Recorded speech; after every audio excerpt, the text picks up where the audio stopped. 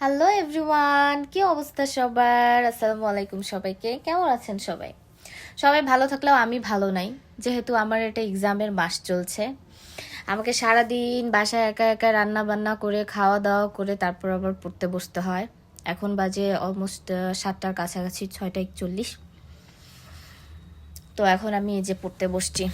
আমার হচ্ছে 4 তারিখে এক্সাম, আজকে হচ্ছে 2 তারিখ।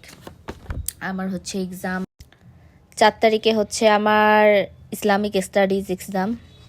ইসলামিক স্টাডিজ,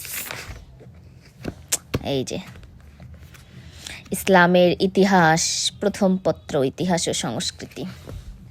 কালকে একটু পড়াশোনা করছি, তো আজকে ভাবলাম যে আর একটু আজকে পড়াশোনা করি। এগুলা পড়াশোনা করে যে দাগায় দাগায় রাখছি,